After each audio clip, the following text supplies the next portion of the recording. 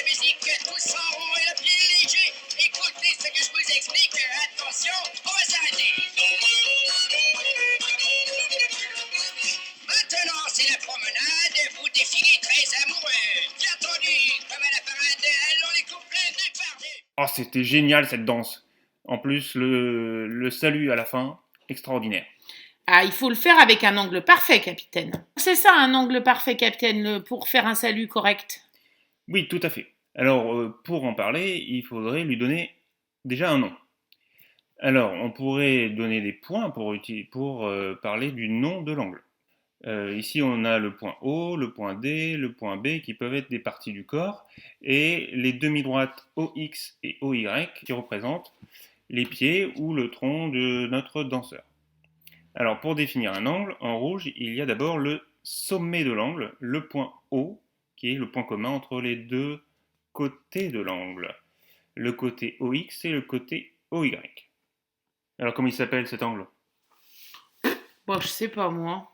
Alors, voyons ça. Sur cette figure, il n'y a qu'un seul angle. Ah non, il y en a deux, peut-être même plus.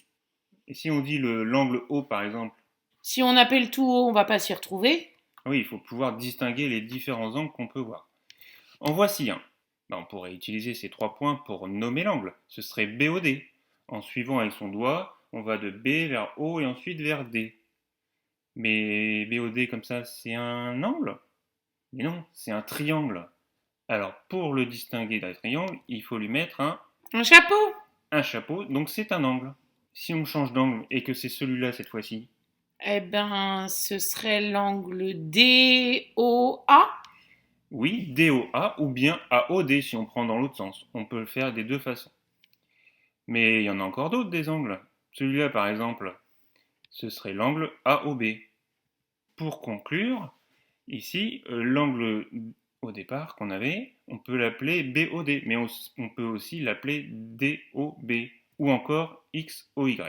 Remarquez qu'à chaque fois, le sommet de l'angle en rouge est toujours au milieu et en suivant avec son doigt, on donne le nom dans un sens ou dans l'autre. Mais il faut absolument 3 lettres pour avoir un nom d'angle qui n'est pas ambigu.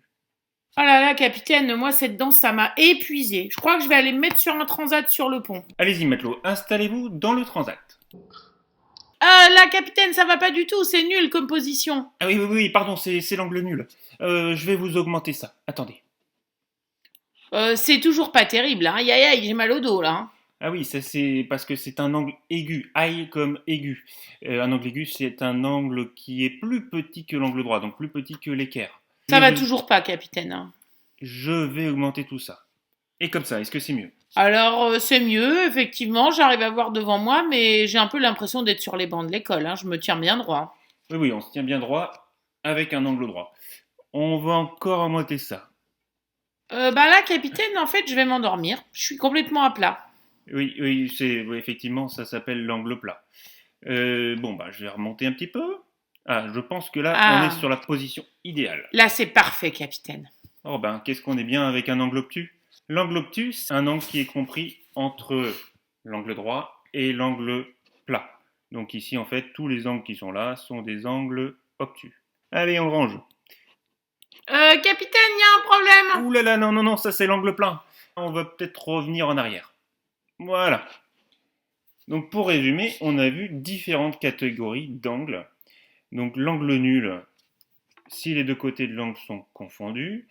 Entre l'angle nul et l'angle droit, ça s'appelle un angle aigu. On retient avec aïe, ça commence par AI comme aïe. Ensuite, l'angle droit que vous connaissez avec l'équerre. L'angle obtus, vous pouvez retenir obin, ça commence par OB comme obtus. Entre l'angle droit et l'angle plat. Ensuite, l'angle plat quand on est à plat. Et l'angle plein, pling. Ces mots de vocabulaire sont très importants et à retenir. Donc tout ça va vous permettre de passer aux exercices de ceinture. Dans le premier exercice, il faut classer les angles pour dire s'ils sont aigus, droits, obtus ou bien un angle plat. Ça se fait à vue d'œil, sans instrument de géométrie. Et l'exercice 2, la même chose, avec une consigne supplémentaire, c'est de donner le nom des angles avec les points, sans oublier Le chapeau? Bien. À vous.